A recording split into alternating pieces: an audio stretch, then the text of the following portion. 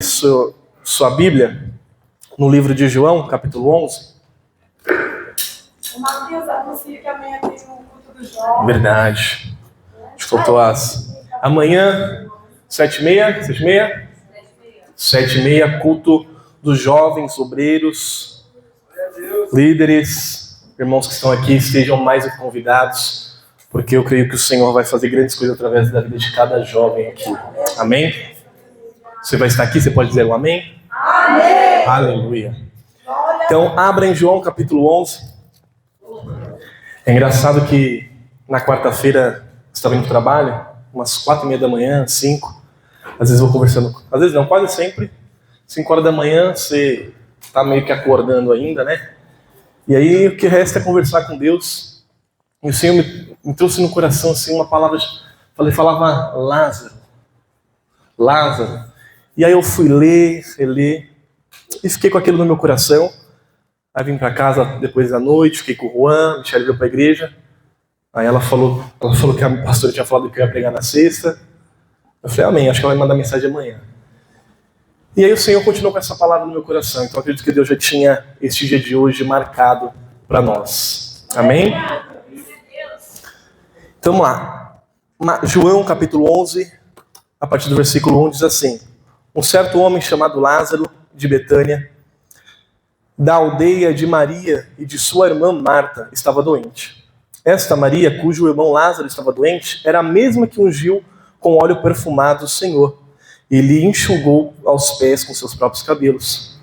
Assim sendo, as irmãs de Lázaro mandaram dizer a Jesus: Senhor, eis que aquele quem amas está enfermo.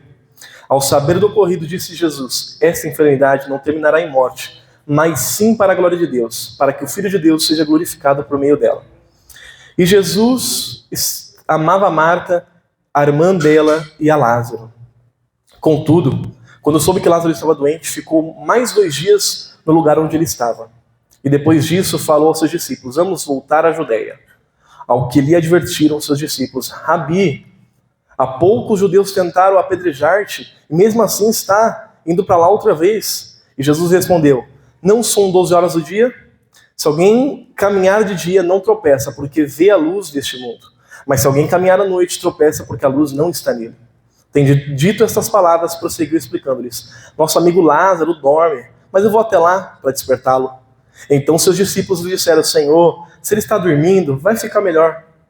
Entretanto, Jesus lhes havia falado da morte de Lázaro, mas os discípulos pensaram que Jesus estivesse se referindo ao repouso do sono. Ao que Jesus lhe disse claramente: Lázaro morreu. E para o vosso bem, estou alegre por não ter estado lá, para que possais crer. Sendo assim, vamos ter com ele. Então Tomé, chamado Dídimo, disse aos seus companheiros discípulos: vamos também nós, para morrermos com ele. Aleluia. Você pode sentar já aplaudindo ao Senhor esta noite?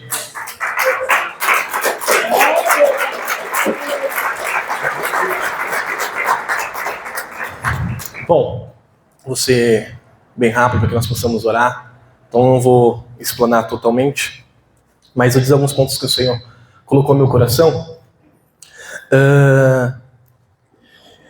E eu comecei a analisar esse texto, e eu sempre converso com Deus que eu não gosto muito de pregar muitas mensagens em que ela é muito pregada, em que eu vejo muitos pastores pregando, porque cada um tem uma forma de falar, e normalmente, pela narrativa, pelo texto, como é explicado, sempre o foco fica em algum tipo de palavra, como por exemplo de Lázaro, nós vamos sempre lembrar da pedra, sempre da remoção da pedra. Mas o Senhor me atentou a algumas coisas dentro desse texto que nós lemos, curto, que eu escrevi e eu parei para analisar.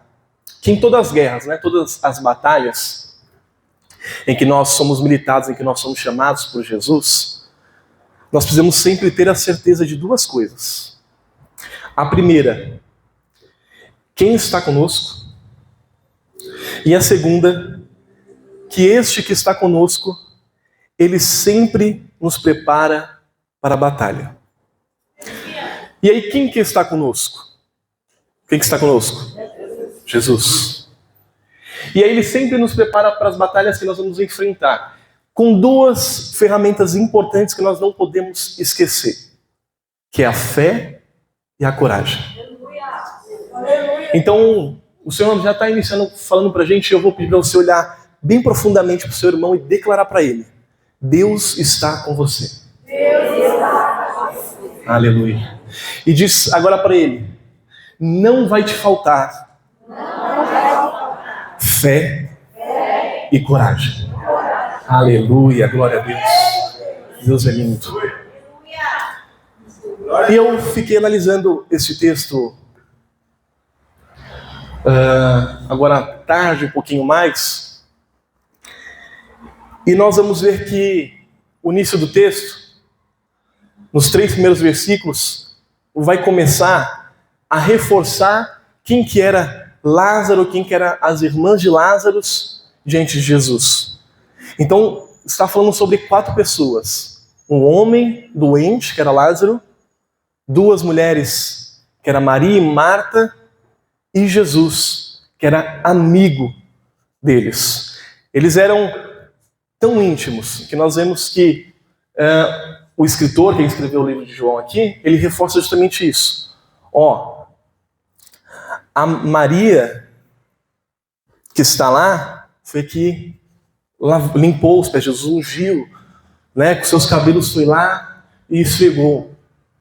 Lázaro é o amigo de Jesus. E Marta era sua irmã.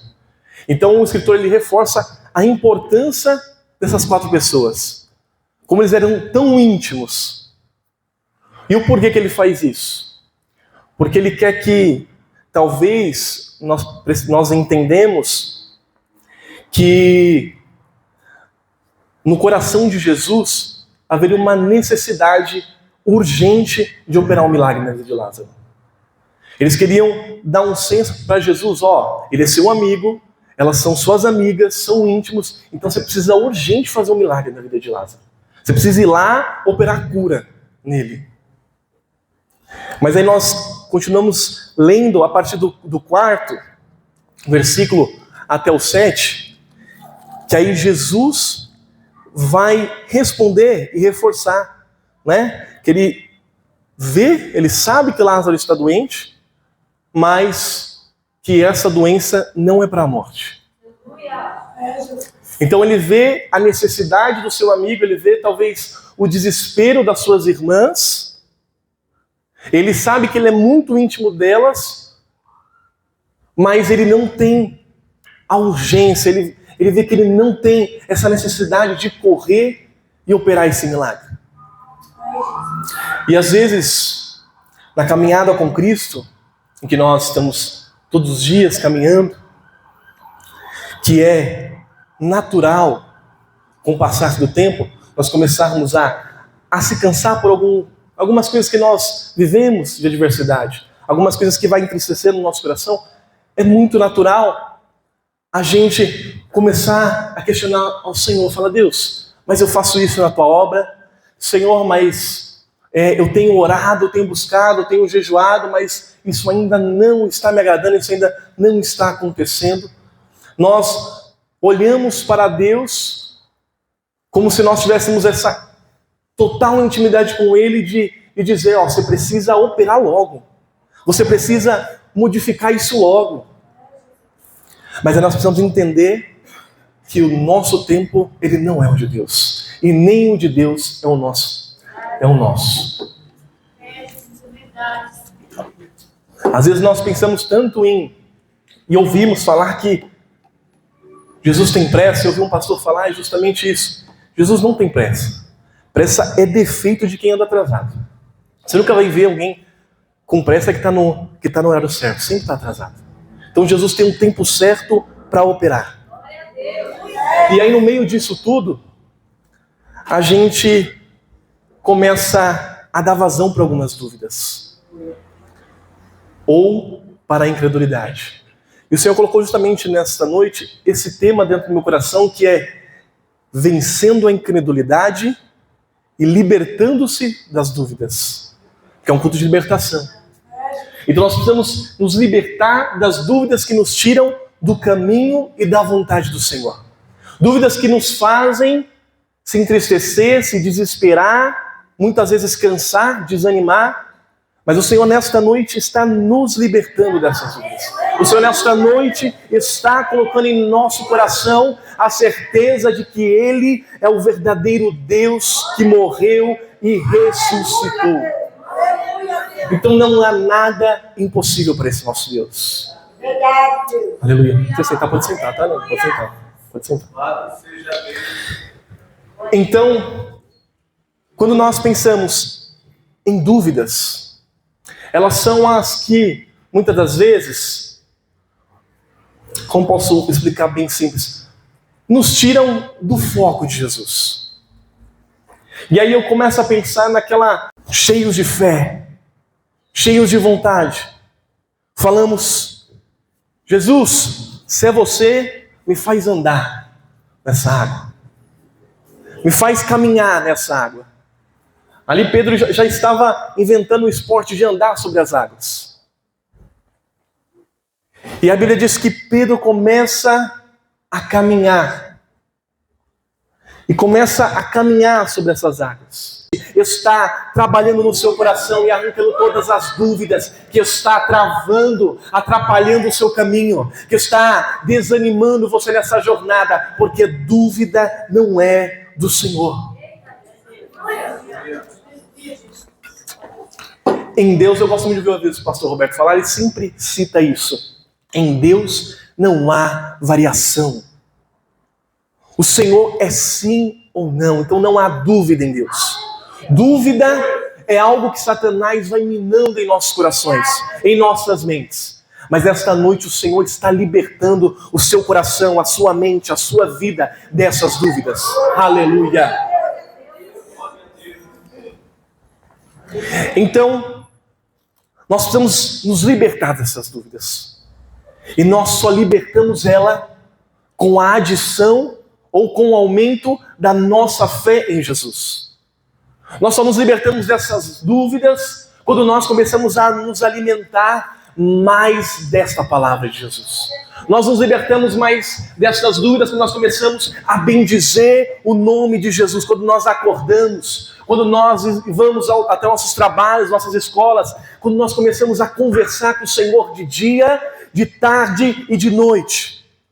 Porque aí não há lugar para que a dúvida entre. Porque a todo instante você está com o dono da verdade falando com você. Quando começar a surgir dúvida, o Senhor está falando, não é isso. Quando você começar a desanimar, o Senhor fala, não, levanta. Quando você começar a cansar, o Senhor fala, vem que eu te ajudo. Então não há dúvida no nome do Senhor na tua vida. Aleluia. Aleluia, Deus. Verdade, Jesus. Aleluia. Então nós olhamos para esse texto e vimos essas 4 pessoas, esses 3 que viam uma necessidade. E ao que eles viram, milagre de Jesus. Eles viram Jesus ressuscitar outras 2 pessoas. Eles viram Jesus chegar a uma viúva, tocar sobre um jovem e ele se levantar. Viram sobre a menina, filha de Jairo, se levantar. Então, eles viram os milagres do Senhor. Eles viram o que o Senhor operou até aquele presente momento. Aleluia. Então, o coração deles tinha que estar, no mínimo, alimentado com a fé. Sabendo que se Lázaro morresse, o Senhor Jesus teria o tempo exato para chegar. Só que, por essa extrema intimidade, talvez eles nunca se depararam que todos os milagres, tudo aquilo que o Senhor fez e vem fazendo ao longo da caminhada dele, eram coisas, sinais ainda pequenos, para que eles pudessem ter a sua fé no Mestre que estava do lado deles. Mas eles se desesperaram tanto, meu irmão está doente, está quase morrendo, precisa chamar Jesus para vir operar. Não pararam para respirar. Não, Jesus está vindo. Eu sei que quando Jesus chegar, algo diferente vai acontecer. Eu sei que quando Jesus chegar, algo diferente vai mudar na minha casa. Eu sei que quando Jesus chegar, algo diferente vai mudar no meu filho, no meu esposo, na minha esposa. Eu sei que quando Jesus chegar, algo diferente vai acontecer no meu trabalho. Algo diferente vai acontecer na minha igreja, na minha família. Eu sei que quando Jesus chegar, algo diferente vai acontecer com os meus jovens, com os meus servos. Então, quando Jesus chegar, há algo diferente para acontecer.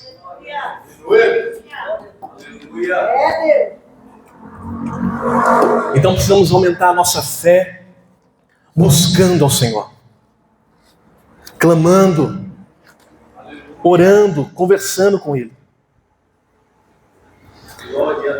E aí nós vamos percorrer um pouquinho mais na frente, e a gente vai ver que depois que Jesus responde, depois que Jesus mostra, sim, eu amava Marta, eu amo Maria, eu amo Lázaro, isso tudo vai passar.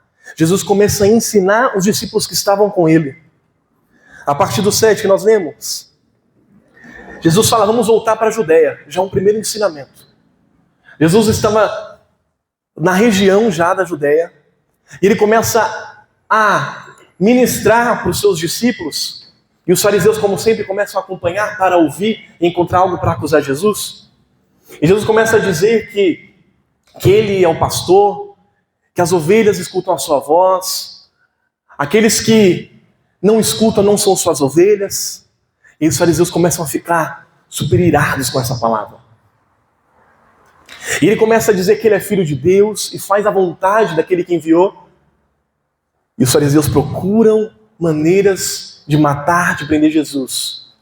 Começam a perseguir ele naquele momento no templo, a querer tacar pedras, a querer feri-lo, ele e seus discípulos. E o Senhor Jesus, a todo tempo, mostrando para eles, olha, eu estou só cumprindo o que está nas Escrituras. Eu sou filho de Deus. Eu sou Deus. E ele começa a ministrar, e aqueles fariseus ficam irados. Tanto é que Jesus precisou se retirar daquele lugar, naquele momento. Só que agora, para voltar a Betânia, para voltar ao lugar onde vai acontecer o milagre com Lázaro, Jesus precisava retornar pelo mesmo lugar. Então os discípulos já se criam atenção. Mas espera, Jesus, a gente acabou de sair de lá. Eles queriam matar a gente. Outra palavra está dizendo, você está doido, Deus? Jesus, você está doido, mestre? Como que eu vou voltar para um lugar onde estavam nos perseguindo? Como que eu vou voltar para um lugar onde estava me apedrejando? Agora, se a gente voltar lá, a gente pode morrer. Se a gente voltar lá, a gente pode talvez ser preso. E aí Jesus dá uma resposta a eles. Ele diz assim no versículo 8. Versículo 9. Não são 12 horas do dia? Ele faz uma pergunta. No versículo 9. Não são 12 horas do dia? Se alguém caminhar de dia, não tropeça, porque a luz está nele. Mas se caminhar à noite, tropeça, porque a luz não está nele. O que Jesus está dizendo aqui? Deus amado. Olha, a gente está voltando e ainda não é nossa hora. Ainda não é a minha hora.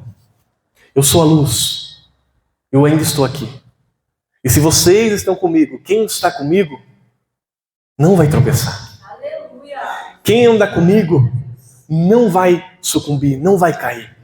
Quem está comigo não vai desistir no meio da jornada. Quem está comigo não vai desanimar, não vai se cansar. Quem está comigo permanecerá, porque eu sou a luz. E luz demonstra a direção, luz demonstra caminho.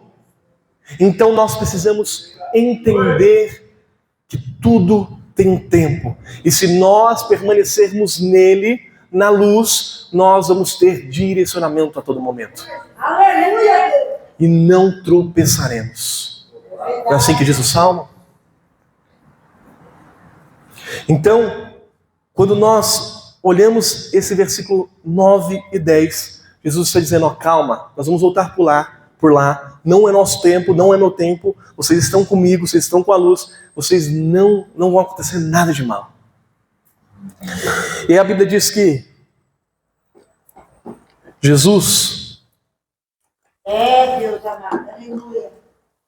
volta e se encontra com o trio, né? com a dupla primeiro, Maria e Marta.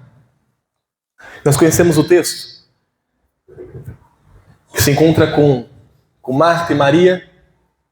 Uma delas, a primeira coisa que faz, não é oi, não é bom dia, não é tudo bem, não é oi Jesus, te amo, agradeço. Já chega, se você estivesse aqui, meu irmão talvez não teria falecido. Mas aí Jesus só dá uma resposta e diz: você crê? E o que é crer? O que é acreditar quando tudo está contrário? Quando todas as adversidades, tudo aquilo que mostra pra gente está dificultoso, está trabalhoso. Você fala assim, faça, irmão. Crê que Deus vai mudar, crê que Deus vai fazer isso. Crer é ir além disso. Crer é saber que aquele momento que você está passando, aquele momento que você está, só Jesus e Jesus vai mudar. Crer é acreditar que quando não há possibilidade de nenhuma saída, a luz dá direcionamento para a saída.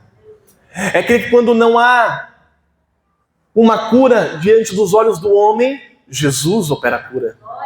É crer que quando não há uma mudança, uma libertação no meio da sua família, da sua parentela, mas Jesus, lá de cima, já decretou essa mudança.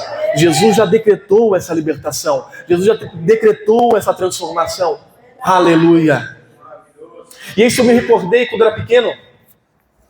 Minha mãe ia bastante, às vezes. Minha mãe, antes de se firmar no Evangelho, na igreja, ela gostava de ir em oração. Então a gente falasse que orava, ela ia, podia ser numa oração católica, podia ser uma oração de lá. E numa dessas ela foi com uma vizinha. Num lugar que no final das contas a mulher era, acho que uma cartomante, não lembro, era pequena. E eu era pequeno, mas eu acredito que Deus já trabalhava de alguma forma no meu coração. E fui, era pequeno, tinha que acompanhar, fui indesejado, não quis ir. Chegando lá, começou a me dar um enjoo no estômago. A mulher falou assim, ele não pode entrar, entra você. E era como se ao mesmo tempo eu estivesse lá dentro, ouvindo, não me pergunte como, e a mulher falava assim, ela tirava, acho que uma carta, e falava assim, meu pai naquele tempo, meu pai no alcoolismo, mas ele ia muito para a Bahia, voltava.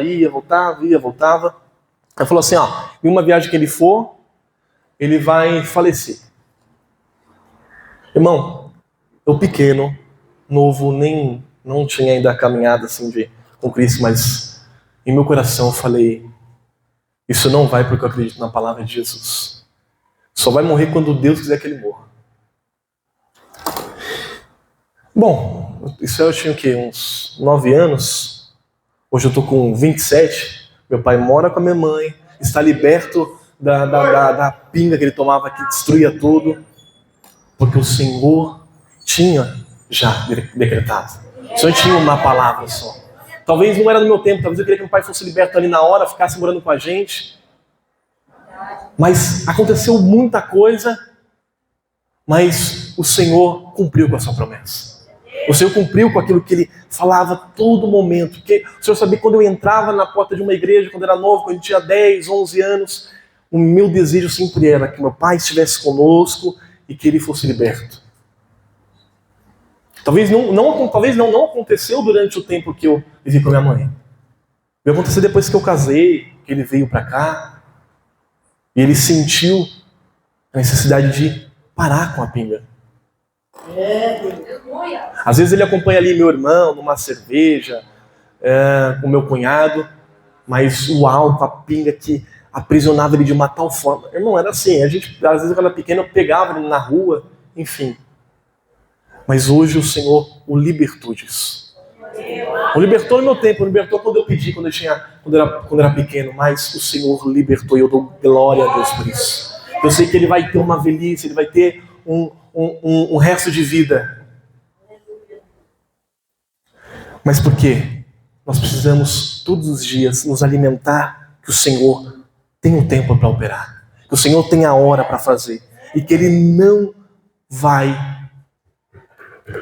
desistir de fazer, porque o Senhor tem uma palavra, o Senhor é fiel à sua palavra. E aí, para mim já encerrar na fase final, Hebreus 13:5, Jesus te diz que nunca, jamais estaremos sozinhos. O Senhor Jesus, ele nos dá duas afirmações, e para aquele tempo, falar duas vezes, será redundante, dizer nunca e jamais, é a mesma coisa que eu dizer, a minha palavra é ser verdadeira, e não vai voltar atrás. Então ele disse, nunca, jamais estarei sozinho. Pedro disse, nunca nós vamos deixar, Jesus, que você seja preso. Nunca vou te trair, Jesus. Mas o nunca de Pedro é o nunca de um homem. O nunca de Jesus é o nunca de Deus. Então a palavra de Deus, ela é fiel. A palavra de Deus sobre a minha e a tua vida, ela não é vazia, ela não é mentirosa. Se o Senhor disse que vai operar na sua família, o Senhor disse que vai operar no seu coração, o Senhor disse que vai operar no seu trabalho, o Senhor disse que vai operar no meio da sua vida toda. Se você trabalha autônomo, se você talvez vive como uma esposa, uma mãe, o Senhor disse que você vai fazer, que você vai edificar, que você vai crescer, que você vai ser liberto, sua família vai ser liberta. Irmão, acredite, porque você vai. E aí, a última palavra que nós não podemos esquecer na batalha é a coragem. E o que é a coragem? A coragem é eu colocar a minha fé naquilo que eu não estou vendo. A coragem é eu acreditar naquilo que talvez ainda eu não estou vivendo. É eu cingir os meus ombros, é eu arregaçar as minhas mangas e ir para cima. E dizer, Senhor, eu quero fazer, vai ser dessa forma, e se o Senhor me habilitou, vai dar certo. Então, não esqueça essas duas coisas no meio da batalha. Fé e coragem. Fé para não haver dúvidas. Coragem para continuar batalhando contra a incredulidade. Fique de pé. Quero agradecer a Jesus por essa palavra e orar pela sua vida. Eu sei que a pastora vai abrir aqui para nós orarmos pelo enfermo. Se você tiver alguma enfermidade, após essa oração que eu fizer aqui, pode vir à frente, que acredito que o Senhor já está operando nesta noite. Acredito que o Senhor já está entrando no seu organismo, o Senhor já está entrando em todas as suas articulações e está operando um milagre nesta noite. Pelos olhos da fé, que você venha crer que o Senhor já está operando um milagre na sua vida, na sua casa, em nome de Jesus. Feche seus olhos. Coloque a mão sobre o seu coração nesta noite. Espírito Santo, nesta noite, que diminuamos nós aqui que estamos em intercessão e orando por cada vida. Que seja a tua presença neste momento. Que seja, Senhor, a tua graça e a tua misericórdia nesse momento sobre cada um, ó Deus. Que sejam os teus olhos discernindo, Senhor. Que seja, ó Pai, meu Deus, as tuas mãos operando. Pai, eu oro porque cada vida aqui, Senhor, que talvez em seu coração pensou em parar, em desistir, pensou, Senhor, em desanimar. Senhor, eu oro porque cada coração aqui, cada mente aqui, possa estar intacta com a fé em Ti, Senhor. Eu oro para que cada vida aqui possa estar, Senhor, a cada dia mais em chamas pela Tua palavra, por aquilo que o Senhor fala, por aquilo que o Senhor age, por aquilo que o Senhor já agiu. Ó Pai, que o Senhor venha adentrar sobre cada coração. Que o Senhor venha adentrar sobre cada vida, cada família, operando sinais de milagres, Senhor. Que o Senhor venha operar como ali, ó Pai, em Lázaro, ali que o Senhor, meu Deus, chamou aquele homem que estava morto à vida novamente. O Senhor é um Deus que ainda opera no tempo presente. O Senhor é um Deus que ainda cura e opera sinais, milagres, maravilhas. Talvez no meio do caminho a Tua igreja, Pai, tem, Senhor, desanimado, a Tua igreja tem parado, mas nesta noite, Senhor, coloca homens e mulheres com chamas de fogo no coração, para não desistir do chamado, para não desistir daquilo que tem feito na Tua obra, para não desistir daquilo que tem feito no meio do lar, no meio da família. Pai, em nome de Jesus, toda a obra de Satanás que tem esfriado esses corações, eu repreendo agora, em nome de Jesus. Pai, eu creio, Senhor, que o Senhor nesta noite está visitando esta mulher, este homem, Senhor, Pai, que talvez está dizendo: ó, minha fé está acabando, a minha fé está indo embora, mas, Senhor, acrescenta a presença, acrescenta, Senhor, unção do Teu Espírito, e não deixa que Satanás venha entrar com dúvida nessa família, não deixa que Satanás venha entrar com dúvida neste casal.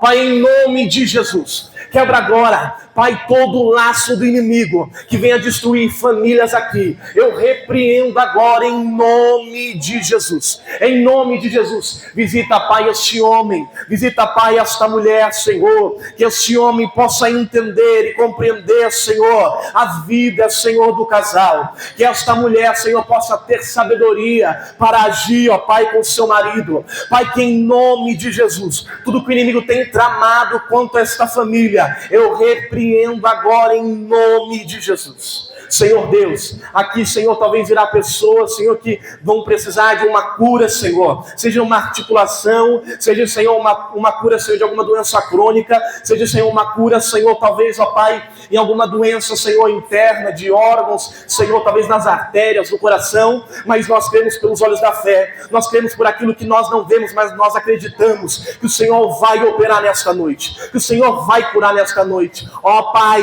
mas e se o Senhor quiser operar de uma outra forma, que o Senhor opere, mas, Senhor, manifesta o Teu Espírito sobre os nossos corações, manifesta a Tua presença sobre a nossa vida, Pai, que nesta noite nós possamos sair daqui recheados e cheios do Espírito Santo do Senhor, cheios do fogo, cheios da graça, cheios da manifestação do poder do Filho de Deus. Ó Jesus, eu quero te agradecer por cada um, ó Pai, trabalha durante essa semana, Senhor, esse final de semana, esta mensagem no coração, ó Pai, para que eles possam a cada dia mais se apegar àquilo que o Senhor fala, Pai.